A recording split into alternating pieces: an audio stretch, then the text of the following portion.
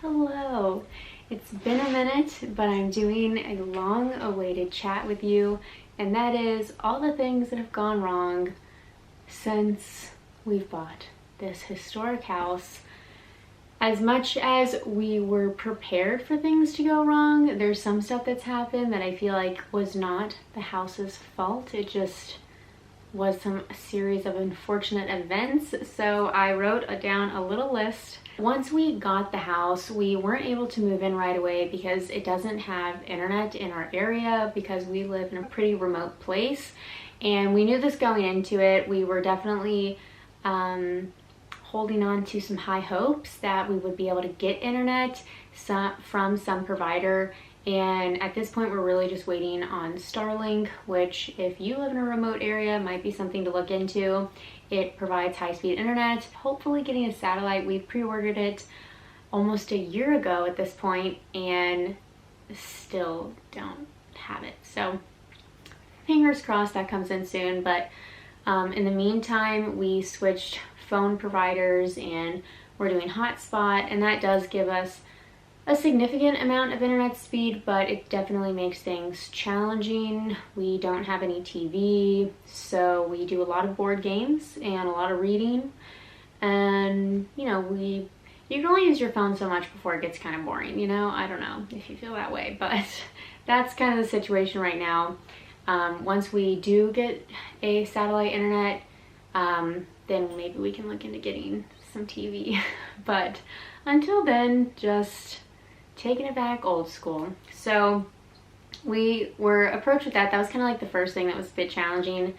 The second thing we ran into is it was the middle of summertime and we started dealing with a lot of carpenter ants. Pretty sure I have some clips and I will show you, but wow, I'm not talking a few carpenter ants, I'm talking thousands and thousands of carpenter ants all over the living room floor.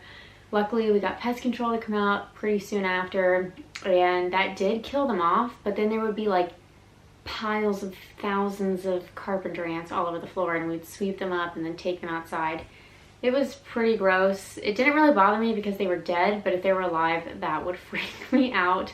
And the thing with carpenter ants is they can be so damaging to your house's structure, so that was really just scary because we didn't really know what was going on behind the wall. We couldn't really see like how much damage they were doing, but from what we could tell, they were coming up obviously from the floor. We have a crawl space and we don't see that there was much damage, but there's definitely nest somewhere around that we haven't been able to find. So we just have pest control continually coming out, setting traps, and it's definitely helped. Now that we're in wintertime, it's not really their season, so we don't have many carpenter ants anymore, thankfully. The third issue that we ran into was when we decided to change the flooring in one of the rooms.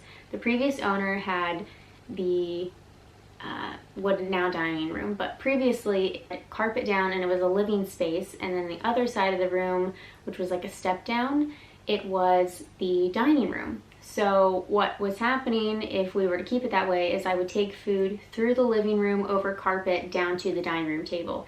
That just didn't really seem practical to me. I'd rather have the dining room just, adjacent to the kitchen so that I could just walk from the kitchen to the dining room and not have to carry anything over carpet or go down a step. So seemed easy enough. Pull up the carpet, switch the rooms, done. But when we had the flooring company come in, when they pulled up the carpet, we knew that there was plywood underneath, but unfortunately the floor was really uneven, and the flooring company was really adamant about having a very level floor because they didn't want us to be upset with the results and deal with creaking. We kind of went back and forth for a while because I was trying to let them know that we were okay. We knew the floor was going to be unlevel. We knew the table might be a little wonky because the house is just settled. It's 170 years old, and we were okay with that. But there was one part in the floor that was really bad. It was up against the wall, sagging on part of the plywood, and we talked with the flooring company. They really didn't want to deal with it. They told us we needed to talk to a contractor because they were gonna have to cut into the floor and figure out what was going on. So foundational issues, which you can see over here. It definitely looks almost like it's been, but it looks like moisture's gotten to the flooring because there isn't any kind of plastic or ventilation under the house. So the moisture has warped the plywood, and there's also just things that are unlevel over there in the back corner. So we're not getting floors today. We had structural engineers come out. They weren't able to cut into our floor for some reason, so they went under the house and they had determined that it was really just because in that one space there wasn't enough support, and that's why the subflooring started sagging, because there was either water damage or maybe they just used low quality plywood. We're not really sure. Again, don't know when that renovation was done. So we decided to fix that, and we had to then go through a general contractor. They came out, cut into the floor. Fireplace, you can see, runs down to the ground. Really don't want to stick my hand under there, but interesting.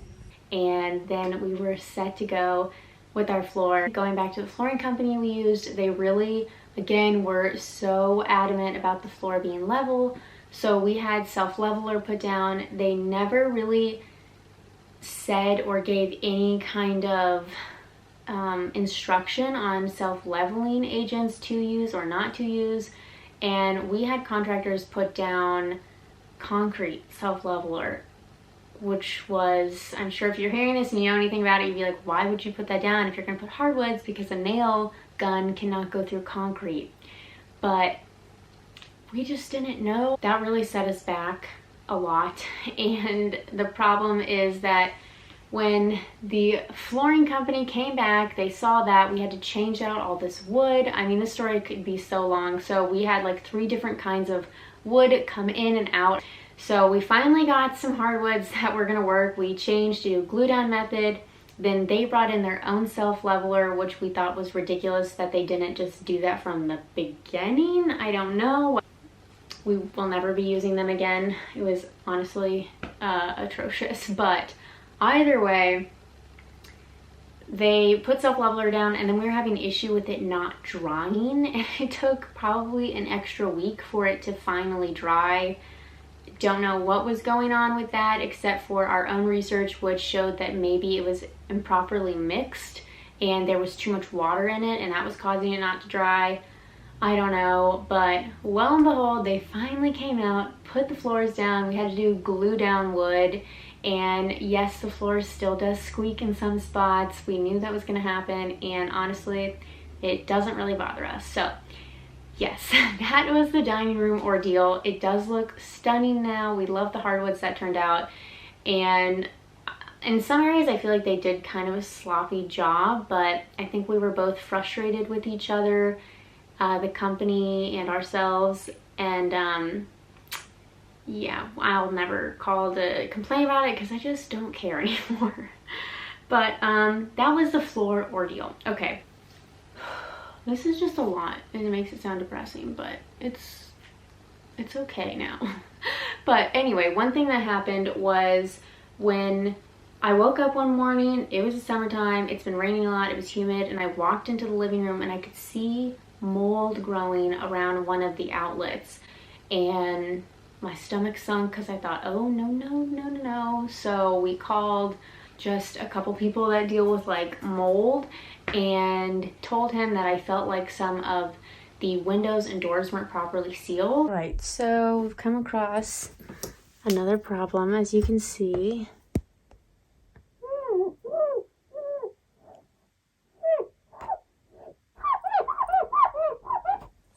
That's a problem. And he expressed that it was probably due to that and just the heavy rain season.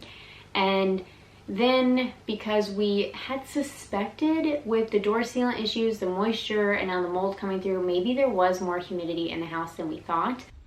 So an update on the humidity. We are in the high range. I just got this thing at a home improvement store. We went out and purchased a dehumidifier, plugged that in. I got this dehumidifier and we had to let it sit upright for 24 hours. That's what the instructions said, but we're gonna plug it in and see if that helps. In the beginning, we were running it a lot, and unfortunately, it's something we'll probably have to do throughout the year, either when we're getting a lot of heavy rain and or it's just that humid summer time of year where we're not getting a lot of wind. But luckily, under the house is very dry all the time. We've had probably 6 different men under the house, and they all tell us the house looks great, it's very dry, there's no dampness. So I think there's just naturally some moisture that comes up, but nothing that would cause us to need to put a dehumidifier under the house, at least at this point.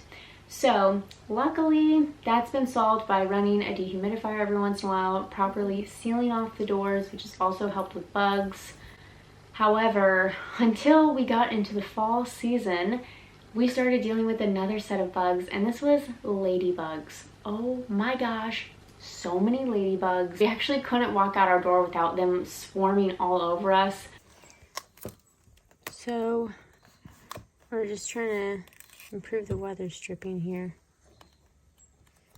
to make the seal on the door tighter so that hopefully moisture doesn't get in. But you know what is getting in a ton of right now? Ladybugs. But that's also a seasonal issue. Sorry if the light looks a little bit different in here. My camera died, but I'm back. So either way, getting into the next issue, since we're on the topic of other pests.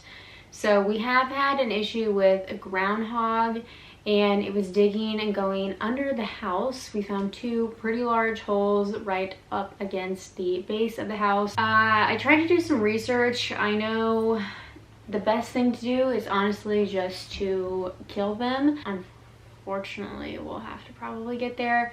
But even though I'm not a fan of killing any kind of animal, when it comes to the safety of other animals that are really important to me, like horses, and when you have these huge groundhog holes, they honestly can allow any kind of larger livestock animal to easily break a leg or anything like that, and it's really just not something that I want to deal with in the future.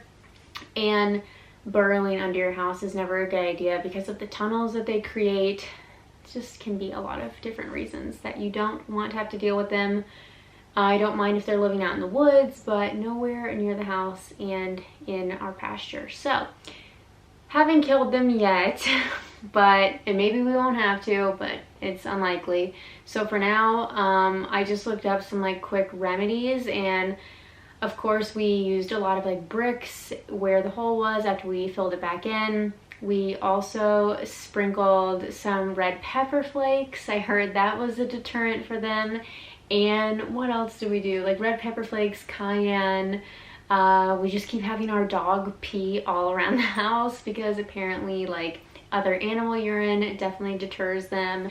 And I don't know which one of these things helped, but I'm just glad that they're gone, at least not near the house. We have seen them still out in the pastures, but we'll deal with that another day. So for now, they're probably hibernating because it's cold and no one's really out playing around. There's still something living under our house or in the attic. We don't know what's going on, but we can hear it, and sometimes it wakes us up. And by sometimes, I mean almost every night for like the past week. We are still waiting for pest control to come out and deal with that or help us, because that's why we pay them. Hopefully they will come out and take care of it. I think it might be a raccoon. It's pretty loud. The next issue that we had was some electrical issues, and that's just kind of, I think, a given when you're dealing with older houses. My husband was trying to install a light fixture in the front room, and it had like a short and sparks went everywhere, and it was actually really scary. So we hired an electrician, and he kind of came out and fixed that. We still have a few things that we have no idea where the switches go to, but we'll deal with that in the spring when we continually change out some of the light fixtures around the house, but mass majority of it fixed for now. Next two issues both have to deal with bathrooms. So we're in my bathroom because it's a quiet space to sit. Russ is working in the other room, but yeah, I'm sitting next to all these piping boxes, the tub's over there, and I'll probably do a video on the bathroom reveal, but basically, I don't even know if I should tell the whole story of the tub. It's been crazy because we ordered this tub off of Wayfair. They really sent out 2 people who couldn't sufficiently carry it because it weighs over 450 pounds. So we had a neighbor who was delivering cattle feed. He had a forklift and he brought it up to our house, but then they didn't have the tools to get it out. So they sent out another team a couple days later, but it's been terrible weather, so we had to go out and purchase a tarp to cover the tub, and it's been raining.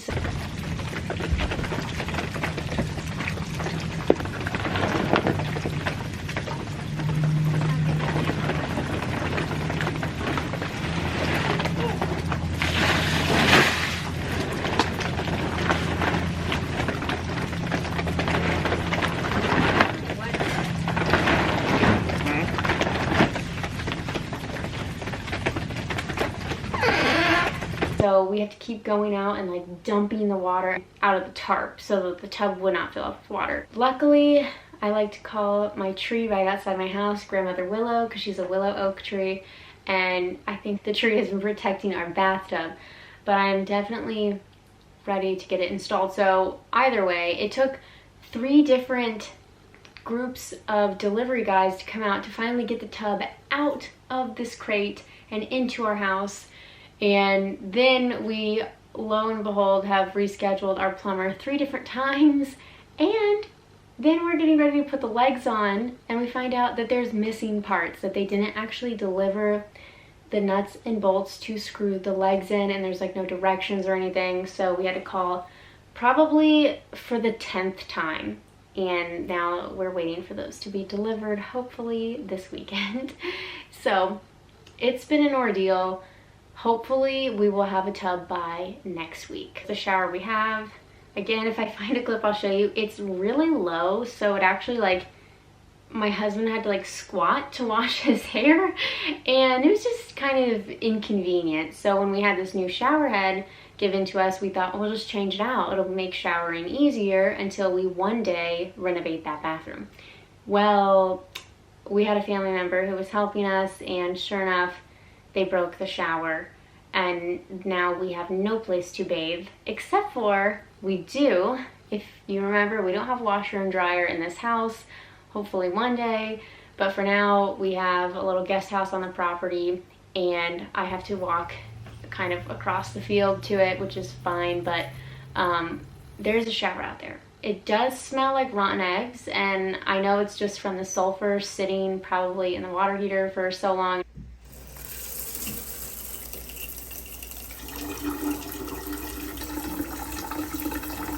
Not being run, but it does make showering a little less luxury feeling. You just smell stinky after your shower. It's we've done quite a few transformations in the house, and I'm really looking forward to doing like a new updated house tour. I would like to get just a couple more rooms done before I show you, to have like a significant amount of stuff to share. With that, I'm gonna go. I hope you enjoyed this realistic video of things that have happened since buying this 1860s farmhouse. We love our little cottage though, and wouldn't change a thing. Continue to fix things up and just start life on a farm. It's gonna be very different from living in an apartment for all those years when we first married, so I'm excited. Other than that, I will see you hopefully in the next video. I'm gonna try and put out a video once a week with this new year ahead of us. Wish me luck. Let me know any videos you'd like to see down below so I can keep coming up with creative things for us to share together, and I will see you in the next one. Bye. Yeah, make sure you get a picture of that.